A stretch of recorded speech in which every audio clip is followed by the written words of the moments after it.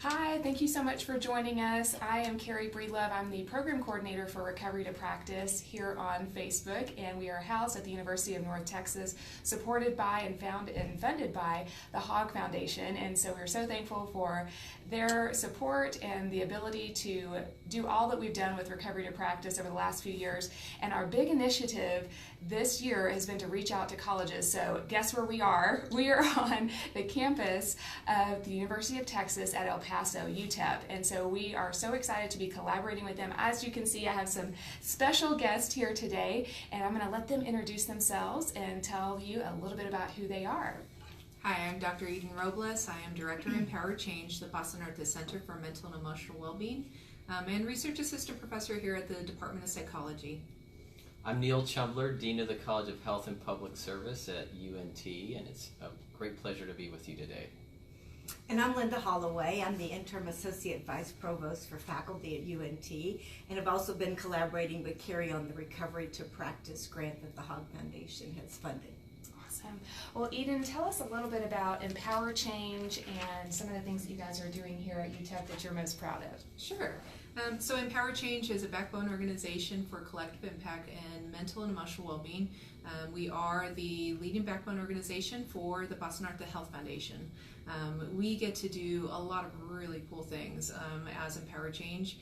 Those include strategic regional collaboration, mental health literacy and stigma reduction, workforce development, and of course grants, which is really exciting for us. So we are particularly interested in recovery, and incidentally, so I sit as a co-convener for the Paso Norte ROSC, so the Recovery Oriented System of Care, with my co-convener Chris Bailey. Fantastic. Well, and as you know, ROSC is a huge part of Recovery to Practice. It's actually one of the modules that we have and part of the curriculum. And so we have been excited to be talking about the curriculum today with Eden and sharing a little bit about that. What was something that kind of intrigued you about the curriculum as we were sharing it? So I enjoy teaching a lot, and so while it's not a requirement for me to teach, I do occasionally volunteer to teach, and so some of the subjects that I like are substance use and also social policy.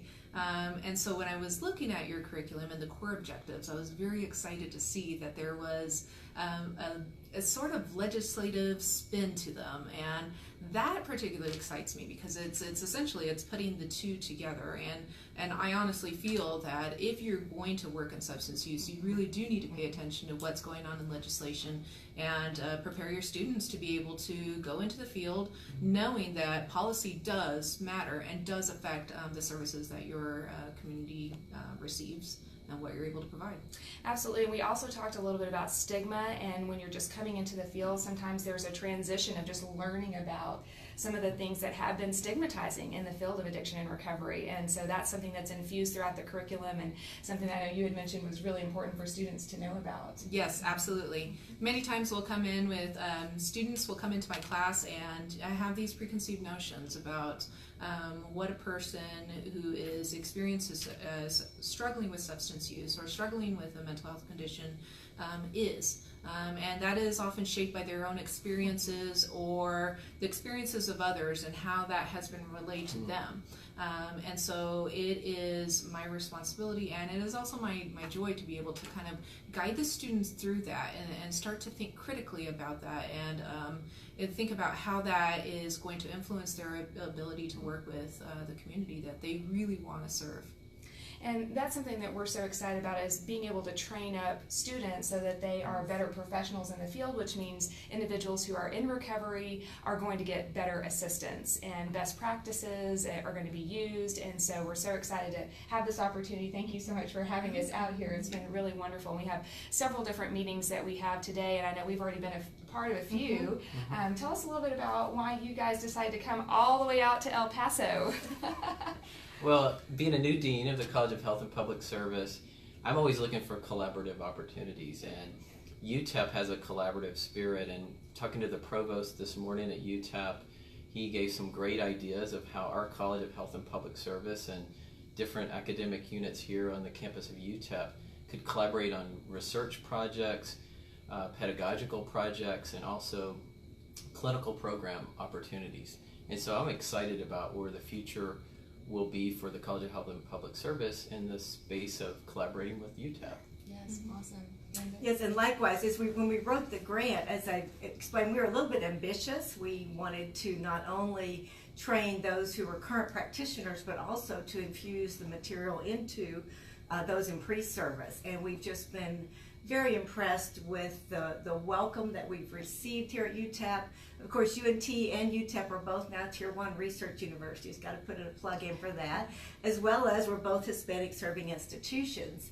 And so I think the collaboration, the opportunity to work together to ensure that our end user, the individuals with substance use disorders and behavioral health issues, ultimately get better services. And so I think that we have a lot of opportunities to have some synergy there to continue to strive to improve services.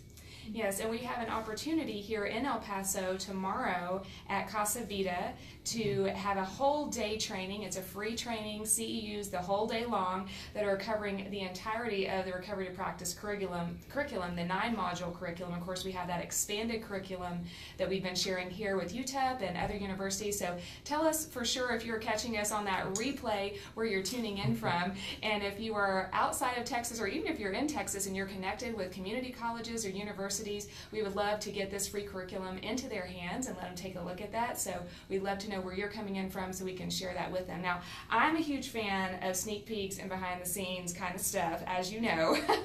And Eden has graciously agreed to just take us outside the building here and show us the campus. So if you're interested to see the campus, then we want to invite you along with us. We're going to follow her out and kind of show you the building where she works in here on the campus, and then a little bit outside. It's been really beautiful weather here, a little windy, but really exciting. So we're going to have to go down some stairs, so let's hope that we can make that safely.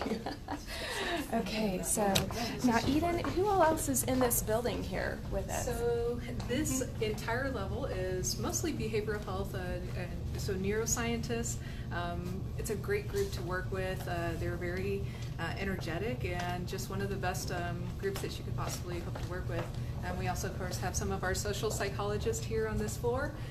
But aside from Empower Change, it is really behavioral health neuroscientist territory, which is wonderful to be part of. Great. Okay, now I'm going to flip us around so we can follow you here, and that way I can watch where I'm going down the stairs here.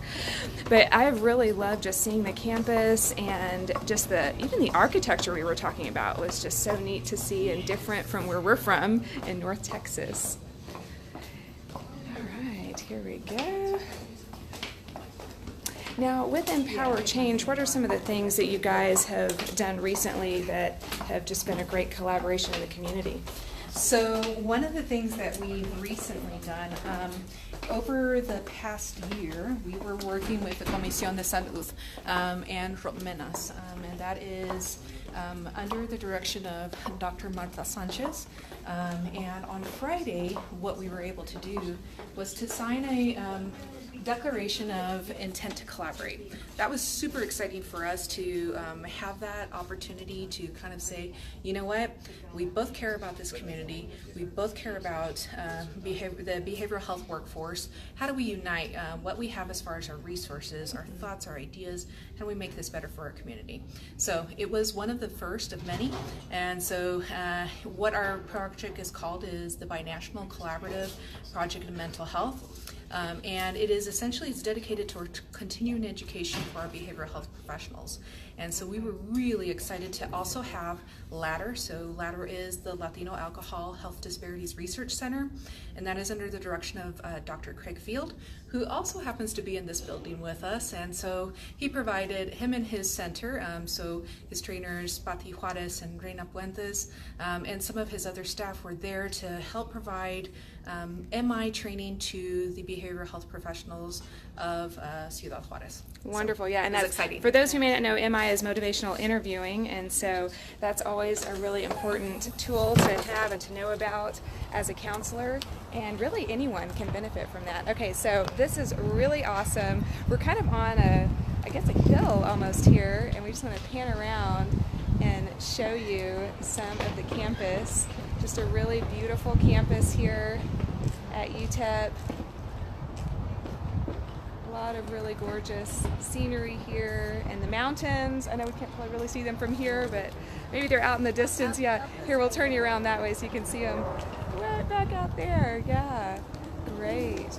Well, Eden, I just want to thank you again so much for having us, for putting all this together. We actually will be live here shortly again. We're going to have a colloquium, and tell us a little bit about what's going to happen there. So colloquiums are, of course, a great tradition of the academic institution. It is a time for experts, scholars, students to come together to really talk about some exciting topics. This particular colloquium is going to be a new brand of colloquium. We are going to have community professionals, our substance use providers in the region, peers in recovery, and of course our distinguished guests. And we're really excited to have this colloquium, and so really excited to have that opportunity to kind of have that interactive discussion, not only amongst ourselves as experts and scholars and students, but also with our community, the people who are at the front of the line, or the people that are in their experience and their journey of recovery. Wonderful. Well, I've entitled this that collaboration brings communities together, and I think that's exactly what we're doing here today. Yes. So thank you again so Thank much. you. We appreciate you and all that you guys are doing, and thank you guys for joining. Feel free to share and to invite other people into this conversation that you think could benefit about knowing this information. So thank you guys for coming all the way out. That's great. Goodbye. Thank you. Thank We'll you. see you soon. Thank you. See you Bye. soon. Bye.